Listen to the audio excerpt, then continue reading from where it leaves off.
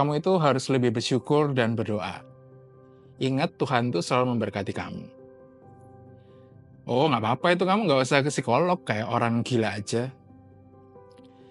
Ya tinggal diselesaikan aja toh, itu kan bukan hal sulit. Ya gini aja, kamu tinggal coba ini loh, terus nanti kamu ngelakuin ini. Nah itu hal biasa, mama sama papa dulu jauh lebih sulit dari yang kamu alami.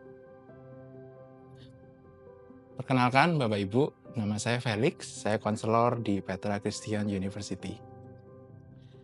Kalimat-kalimat yang saya ucapkan tadi adalah kalimat yang sering kali saya dengar di ruang konseling saat saya bertemu dengan anak-anak muda yang menceritakan bagaimana mereka merasa bahwa orang tua mereka tidak memahami pergumulan kesehatan mental mereka.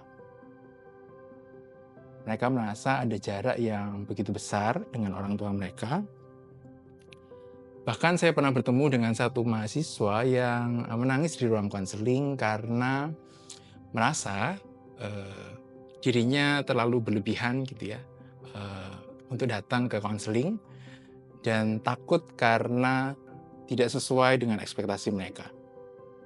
Ada juga dari mereka yang karena orang tua mereka konflik dan mempertanyakan kenapa dia mencari pertolongan, dia sampai mulai mempertanyakan sebenarnya untuk apa dia hidup. Bapak Ibu, kita sama-sama tahu bahwa belakangan ini kita sudah banyak kehilangan anak muda karena memilih untuk mengakhiri hidupnya. Sebagian dari mereka juga mungkin memilih untuk melukai diri mereka sendiri dalam kesendirian. Dan esoknya mereka tampil seperti halnya hari-hari biasanya di mana mereka terlihat baik-baik saja. Bapak Ibu, kesehatan mental itu sebenarnya semakin nyata dan semakin dekat dengan lingkungan kita. Apa yang ditampilkan oleh anak kita pada wajah mereka itu belum tentu menggambarkan isi hati mereka yang sebenarnya. Pertanyaannya, maukah kita dan siapkah kita untuk melihat sisi terburuk mereka, di mana mungkin sisi terburuk itu tidak ingin dilihat oleh orang-orang di luar sana?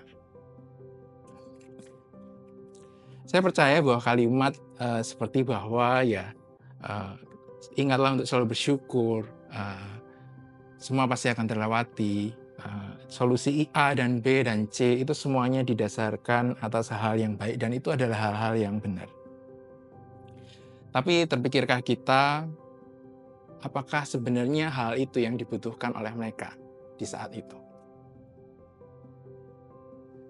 Kita sama-sama tahu bahwa tidak ada orang tua yang sempurna. Kita tumbuh berasal dari orang tua yang juga tidak sempurna. Kita tumbuh menjadi orang tua yang tidak sempurna, begitu juga dengan anak kita. Tidak ada anak-anak yang sempurna.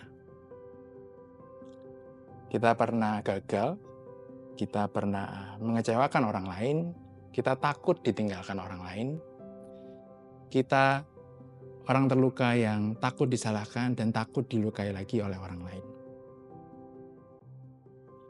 Sebagian dari bentuk masa-masa kelam yang kita alami juga seringkali kita tidak pahami. Ada yang tiba-tiba merasa sedih, merasa kecil, kemudian muncul pikiran seperti mungkin kalau saya tidak ada, mungkin orang-orang akan jauh lebih bahagia. Atau muncul kalimat seperti saya tidak bisa mengontrol diri saya sendiri, atau bahkan muncul seperti rasanya saya mau mati.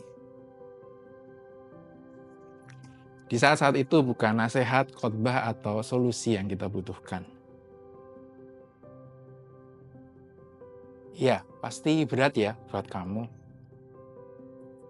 Ya, Papa ada di sini buat kamu. Mama bingung apa yang bisa Mama bantu, tapi Mama akan temani kamu.